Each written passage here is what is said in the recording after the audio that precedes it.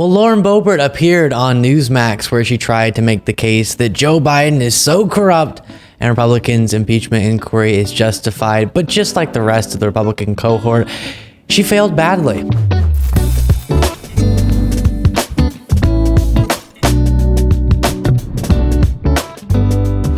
We begin this segment with Lauren Boebert. She appeared on Newsmax after Republicans voted to formally launch their impeachment inquiry into Joe Biden, despite their embarrassing lack of any evidence whatsoever of Joe Biden's wrongdoing.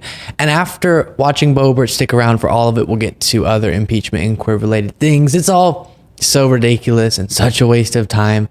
But here we are. And there really are so many things, and this is what can bum you out if you think too long about it, that the House could be focusing on instead of this pressing issues, but instead they're prioritizing essentially trying to help Trump win the next election. And before diving into this first clip of Lauren Boebert, make sure you're subscribed to the YouTube channel and like this video. That would be absolutely wonderful. With that being said, take a look. Eric, this was not as easy as it should have been. With everything that we have produced from the Oversight Committee, this should have been a no-brainer. Actually, something that Speaker McCarthy did, to his credit, was just went and started the inquiry. He gave us the pass to start one. Obviously, that changed when he was no longer Speaker, and it came to a floor vote to get this kicked off. It should not have been this difficult. When I go home, when I'm at the grocery store, when I'm at the gas station, any event that I go to, if I'm at my children's school, people are stopping me and asking me how such a corrupt man is still holding office, how no one has done anything to hold him accountable. I'll play more from this interview, but first to respond to that, she says the people are stopping her in her regular life and saying, Lauren, maybe with tears in their eyes, why is such a corrupt president still in office? And given Lauren Boebert's relationship to the truth, which is a very toxic relationship, a very abusive relationship she has with the truth, that could be very well made up. But I actually believe that her followers are at least feeling that way, potentially even saying it to her directly, because people like Lauren Boebert have been lying to them about Joe Biden for years now. And so they're eating it up.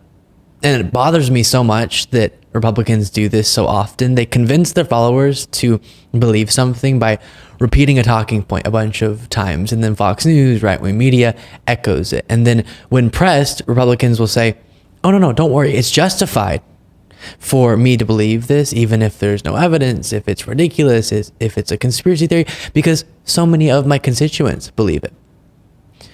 Because you convinced them to believe it, you goof. It's similar to Marjorie Taylor Greene in a clip we've gone over in the past saying, oh, no, it's okay for me to believe the 2020 election was stolen because a lot of people in the country believe it. A lot of my constituents believe that because you and a bunch of other people like you convinced them to believe it. It's just such a bizarre, dishonest, and illogical justification for a ridiculous belief.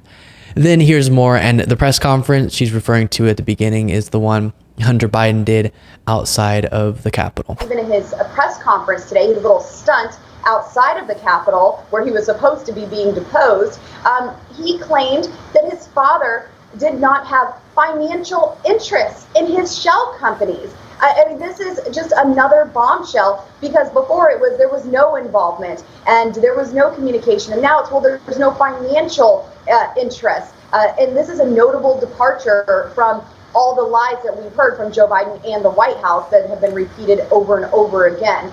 So there's a lot that's going on here. We are still continuing to find evidence that link Hunter Biden, his foreign deals, and Joe Biden. This is a huge problem for our country. I have not seen this much corruption ever. I think that this is the most corrupt president that our nation has ever had hold office. The most corrupt president in American history, despite there being just no evidence of that corruption. But we know it's there. He's so good at the corruption that he's so good at covering it. It's part of the scheme, right?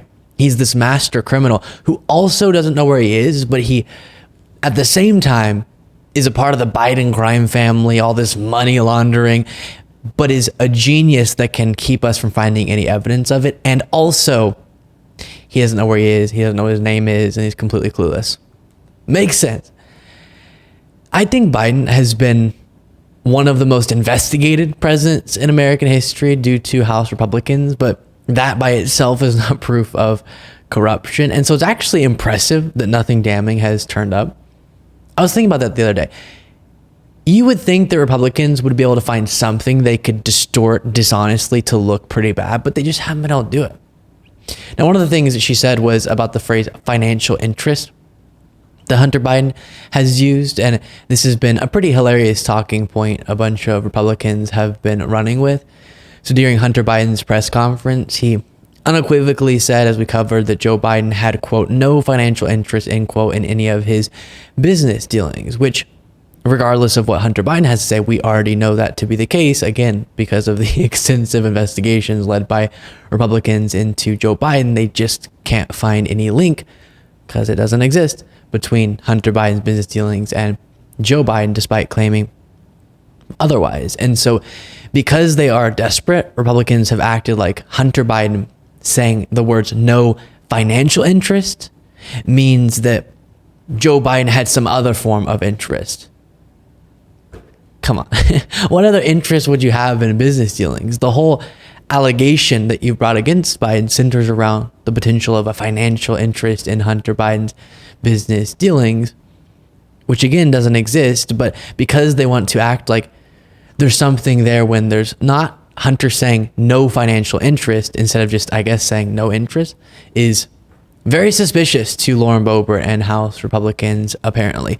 Then another moment from this Boebert interview. Rules for thee, not for me. And if the Democrat Party didn't have double standards, they would have no standards at all. We see this time and time again. Joe Biden went to Pueblo, Colorado, in my district where I represent good, hardworking Americans, and was touting that Americans need to pay their fair share in taxes. But it's okay for his son to evade taxes and break these laws that we have in our country and completely disregard them, but everyone else needs to pay their fair share. That may have been the dumbest thing I've heard in a really long time. She says the Democrats have double standards because Hunter Biden allegedly engaged in tax evasion, and also Democrats want people to pay their fair share.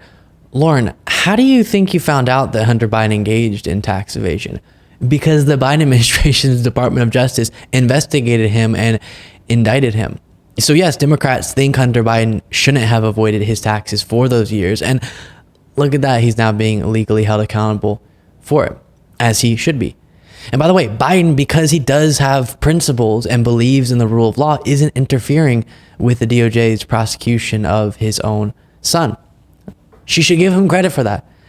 Then moving on from Lauren, but staying on the subject of Republicans' sham impeachment hearing, I have a clip here for you of MAGA Republican Congressman Troy Nehls revealing essentially what this whole impeachment thing is all about. Representatives, what are you hoping to gain from an impeachment inquiry? All I can see is Donald J. Trump 2024, baby. So when he gets asked what he's hoping to gain from an impeachment inquiry, Troy Nehls says Trump 2024. And he's right. That is what this is about for Republicans. It's not about following the facts. It's about helping Trump in the 2024 election. And it's genuinely shameful. Then, and this is sort of funny, picture the clip you're about to watch of Mike Johnson back in 2019. Picture that everything he's saying is actually in reference to the current impeachment inquiry. And it all makes total sense. This is a president who just yesterday called a teenager on the autism spectrum a person with an anger management problem. Does that make it harder to defend him this vigorously? The president communicates in a unique way. He doesn't communicate the way I do and the way many of us would. But wait a minute, let me answer. 63 million Americans voted to make him the president of the United States. He has an unorthodox style, but what we're talking about in here is removing a president because the Democrats don't like that style. They don't like him. They don't like his Twitter account. They don't like many of his staff members. They don't like what he does in the office, but The way our system is designed, the way our Constitution is written, is the party in charge. Even if you have the majority in Congress, you don't get to remove a president because you don't like him. They did not produce a scintilla of evidence to support a charge of impeachment. And that is the question at the end of the day. That's why we're so frustrated. We may not have a trial in the Senate. The president may not get a chance to put on his witnesses and put on his defense, but we're going to do it to our constituents and the American people every opportunity we have. And I don't know. I think that's about it. You guys. And he's absolutely correct if he's referring to what his party's doing right now.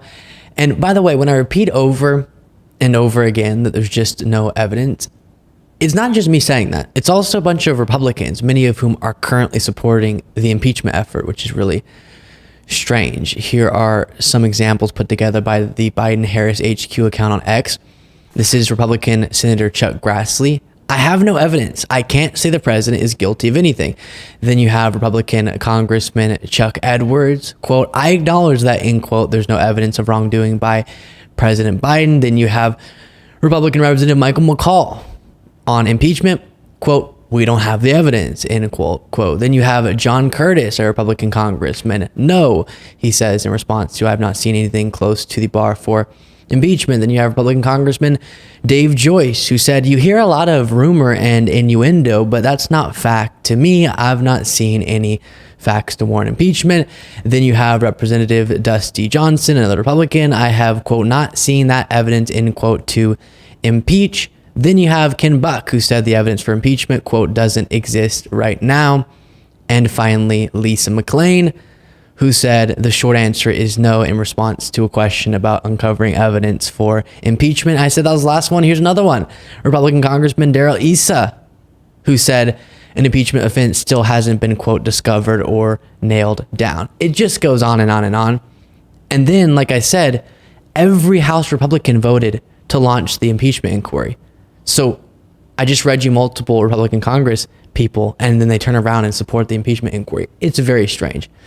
And then here's a fantastic clip of Democratic Congressman Jamie Raskin breaking down this whole impeachment push. Well, what's amazing to me is that you've got an overwhelming number of people in their caucus who voted against impeaching Donald Trump for inciting a violent insurrection against our own House, against the Congress, against the Vice President. We saw it. There were 150 police officers who were bloodied and wounded and hospitalized from their violent attack in an attempt to overthrow the election and to seize the presidency. They voted no. Now they want to go ahead and launch an impeachment inquiry against Joe Biden for a crime unknown. Nobody can identify what the alleged offense is. I said yesterday on the floor that they call murder mysteries whodunits, because you start with the murder and you try to figure out who did it. This is a what is it? Nobody even knows what the crime is. Yeah. And we've been at this for 11 months and they can't identify. Is it about Ukraine? Is it about an auto loan? You know, nobody can identify with any precision what they're talking about. It tells me that the same forces who wanted to unconstitutionally and unlawfully prevent Biden from taking office after he won the election by more than 7 million votes, 306 to 232 in the Electoral College, are again unlawfully, unconstitutionally, illegitimately trying to bar him from completing his term. Also, Donald Trump can say, well, I might have four indictments against me across the country, 91 criminal charges and 2 impeachments, but this guy is being brought up on impeachment too, so we're even. I mean, that's the whole point of this. It's a sad moment in history. Thank you for making... And as he mentioned, it's pretty stunning that Republicans would not be concerned with the president trying to overthrow a lawful democratic process to keep himself in the White House. That's not impeachable. But they are concerned with and do find impeachable, potentially, allegations they've created against Biden that they don't even seem super clear on. They seem confused about what they're even accusing Biden of. And this really does matter because they're convincing a lot of people of things that just aren't true. They're distracting a lot of people from more important issues, and hopefully they'll electorally suffer for it in 2024. Before we go, don't forget to become a member at lukebeasleyshow.com/membership to get the daily bonus show Monday through Friday exclusively for our members. Plus, follow me on Threads at Luke Beasley Official, Instagram at Luke Beasley Official, X at Luke P. Beasley, and sign up for the Beasley Brief, a daily morning newsletter that summarizes the previous day's events by going to lukebeasleyshow.com/brief, and I'll talk to you all next time.